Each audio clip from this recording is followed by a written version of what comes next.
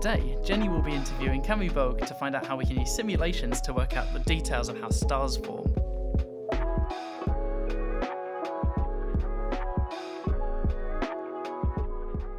So I'm here with Kammy and... Hello. Hello. So you research star formation.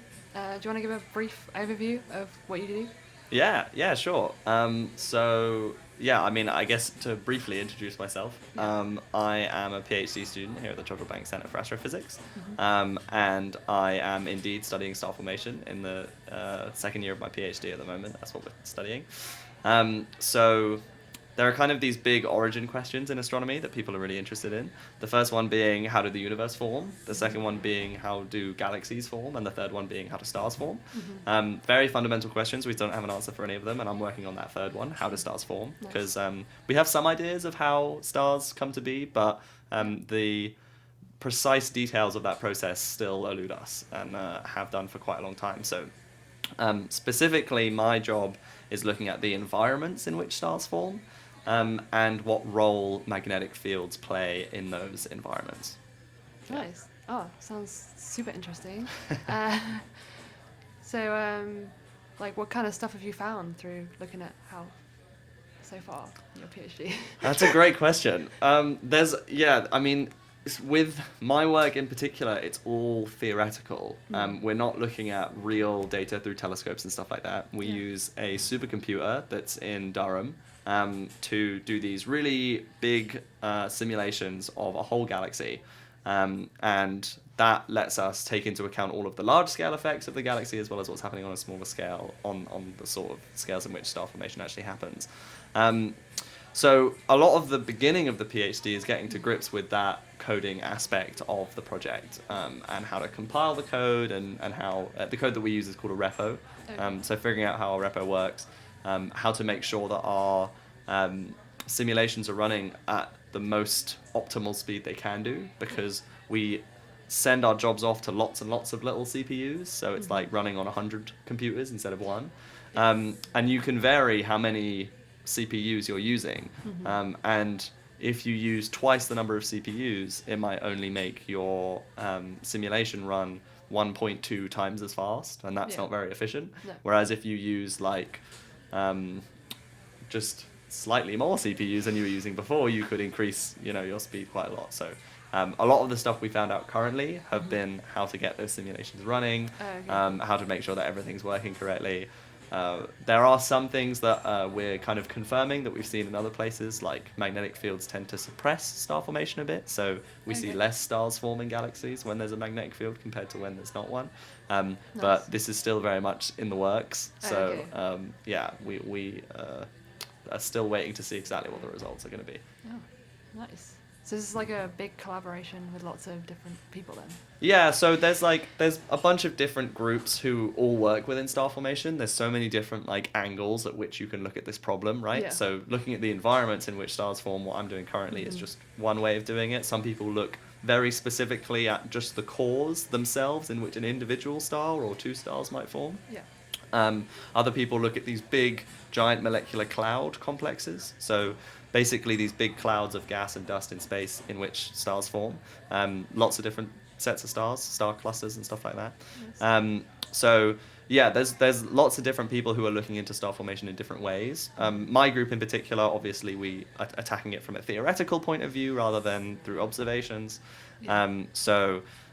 There's a group in Germany that I work with quite closely who I'm going to go and visit actually in a week. So who knows, by the time this comes out, I might be in Germany. Oh, how exciting. So there's people in Germany that are doing stuff that's similar to what we're doing here in Manchester, or people in Cardiff as well. Nice. As with a lot of this kind of research, it's a very global initiative. There's people from all over the place that are working towards it. In the States as well, we have a lot of collaborators there. A guy in New York who we work with quite closely. It's a cool project. Yeah, cool nice. Group of people. Sounds very interesting. So you said you were theoretical astrophysics. Would you say there's a benefit of doing it theoretical rather than looking at actual observations? Yes, yeah. So I think sometimes people might think that people on the theoretical side of things think that doing it theoretically is the best way, and the observers think that observations are the best. But really, both groups agree that by combining these two different methods, we get the most useful science. Yeah. So with observations, the big benefit that really can't be overstated is that you're looking at real data. You're looking at something that's really happening. Yeah. So anything that you observe doesn't really have as much to do with your underlying assumptions of how the whole process works as doing it theoretically does. You know, everything that we put in theoretically, all of the rules and stuff, you don't often discover things that are like completely mind-blowingly strange. Like, what is that? Never seen that before. Whereas you can get that with observations. Yeah. However, these processes take a really long time, right? You don't, like, one individual person can't watch a star form because it takes millions of years. Yeah. In a simulation, we can rewind, fast forward. You know, we can simulate. My simulation that I'm doing at the moment is 300 million years through its evolution. Okay. So that's a really, really important thing with theory and theoretical simulations, is that you're not just looking at one individual snapshot in time. Yeah. You can look across a really broad range of time.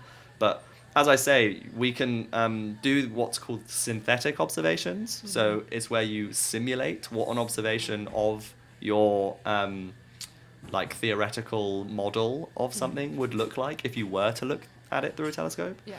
And then you can compare that to observations, and that's really useful because you can kind of go, okay, here's what we see in our simulation, here's what we see in our observation, do they match, where are the differences, all of that good stuff.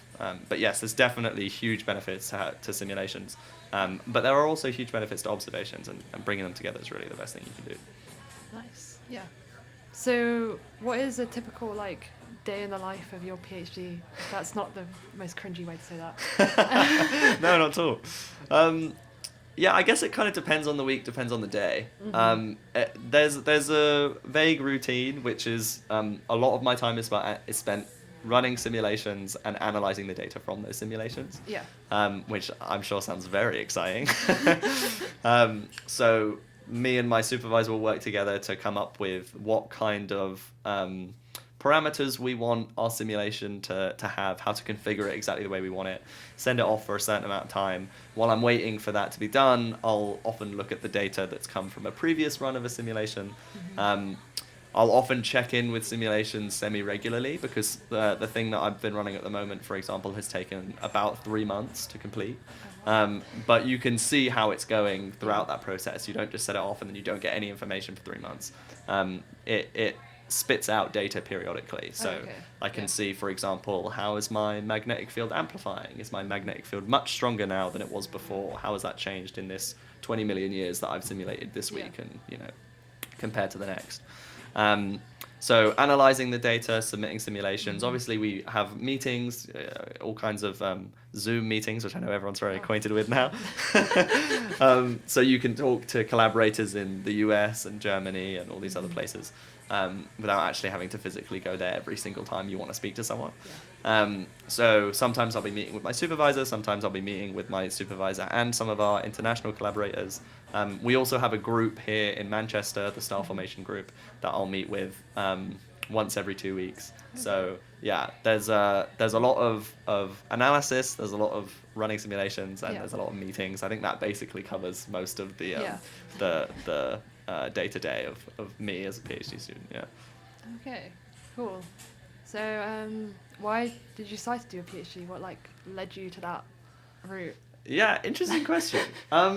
I think when I was younger, there were two main things that I got really interested in, and this was often something that people thought was a bit strange, in that I really enjoyed English, and I really enjoyed physics and like space. Okay. So for a long time, I wanted to be a writer. That was always my job that I told people I would do when I was in like year 7 to maybe, I don't know, year 9 or year 10 or something. But I don't know, space is one of those things that's so intrinsically interesting, you know? Like, it's just incredible to think about. And it's hard to describe to people sometimes when they say to me, like, oh, what is it about space that you find so interesting? I'm like, it's space. Hello. Yeah. Like, look at it. It looks awesome. It's just interesting to think about. So when I started to get more interested in space and science, I think someone at one point had basically driven home the idea to me that going into physics would potentially mean I would be more likely to get a job after school than going into English. Being an author was something that was maybe less achievable. Yeah. But I still enjoy both English and science, to be fair. But yeah, after I even when I went to university, I knew that space and astrophysics is something that I was going to be interested in continuing post-university. Yeah. And throughout that process, I did a lot of outreach and like teaching stuff. And that was something that I really found that I enjoyed. So I kind of have blended some of my interests together into what I now want to do, which is essentially lecture. So lecturers typically will do some research, but they'll also do some teaching. And yeah, I think it would be really cool to one day have my own course about star formation or something like that cool. that I could teach people. I worked with a charity called the Brilliant Club, which basically takes PhD students and puts them into secondary schools to teach kids about their own research. Yeah. So I had to design a course for that. Which was a really rewarding process. The Brilliant Club are an amazing charity as well, because they work to try and make sure that kids that might not normally get to university or normally be expected to go to university still have all the opportunities and connections that they need, and belief in themselves to go and do that. I was on a very similar program when I was a student, so it was cool to be able to still be a part of something like that. But yes, as part of the Brilliant Club work, I was designing a course, and that only helped to reaffirm to me that teaching is something that I want to continue doing for the foreseeable future. Yeah. Oh, cool. That's really interesting. Yeah. Have you got any fun facts on star formation? Oh my god, fun facts on star formation. I mean, there's so many fun facts about star formation. One thing that I didn't know for a very long time, I'm now wondering, I've got to fact check myself here and make sure this is true, but most star systems that we observe, most stars form in groups, they don't form in isolation. And often when we look at other stars that we see out in the world, they're in binary systems or multiple systems. Yeah. So it's not actually super common to have one star like we have, the sun, and all the planets going around it.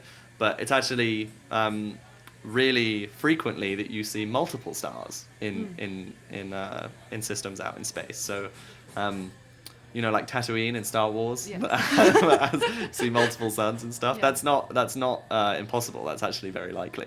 So I think that's a cool star formation fact that people don't necessarily realize, is that you often get more than one in your star formation process. Yeah. Slightly different question. Have you got any advice for anyone interested in pursuing like academia, PhD, science stuff? Oh, interesting. Yeah, sure. I mean, I think that. I guess it depends what sort of stage. If people are looking to do a PhD, I would definitely encourage them to go for it. I've found doing a PhD to be really rewarding. You got to make sure that you are really interested in the project that you're applying for, and that you know that you're going to work well with the supervisor. I think that's also very important. Yeah. I know when I was looking at universities to go to for my undergrad, I only really cared about how good the university was, and I didn't think about the fact that I was going to be living in this place for 4 years. Yeah. I luckily ended up somewhere that I really liked and had a wonderful time, but I could have easily ended up in a place that wasn't as interesting to me. I always like going to cities, for example, so Manchester's perfect for me. Yeah. But I would encourage people to think both about where they're going to be living for so many years, as well as the project that they're going to be doing and the supervisor they're going to be working with.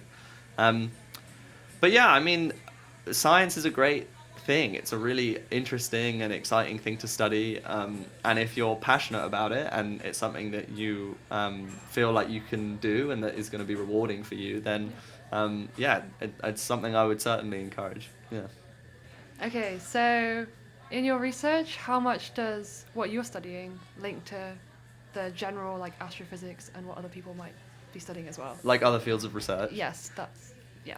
Yeah, it's actually really important, and this is one of the things that is particularly emphasized in the work that my supervisor does and that I do, which is star formation in particular is one field of research that is very, very much intrinsically linked to galaxy evolution. So how your stars are forming, how often they're forming in one particular galaxy, has a huge impact on what that galaxy looks like and how it behaves over the course of its lifetime. So it's really a multi-scale problem. You can't really just look at one part of it in isolation, like just look at what's happening. I mean, you can just look at what's happening in the immediate environment of an individual star, but you can't get a really good idea of how a galaxy is going to evolve without all of that more specific physics. And this is one of the things that's a real challenge in simulations that we run, is that you're looking at something that's really big, like a galaxy, and you want detail on really small scales. So it's like trying to load up an image on your computer that is like 4 pixels big versus if you're trying to load up an image that's like 4 million pixels big, right? You have all of these tiny little regions that you want to know about, but on a really big scale. So that can be a real challenge. And one of the things that our simulations do that helps us with that is that the resolution of our image isn't the same everywhere. Oh, so okay. where something important's going on, like a star is forming or something, the image will be really high resolution. You've got lots and lots of pixels, right? But in a more diffuse region of the galaxy where there's not a lot of dense gas, there's no star formation going on, it'll actually be very poor resolution. There's like a couple pixels for quite a large area. And that helps us save some computing time, because trying to run a simulation at really high resolution takes a long time, whereas a simulation at low resolution doesn't take as long to run. So trying to make sure that we're encapsulating all of these different aspects of what's going on, how these different areas of astrophysical research link to each other, galaxy evolution, star formation, etc. In these simulations is tricky, but it's really important because they inform each other so much, if that makes sense. Yeah, that makes total sense. It's super interesting. Thank you.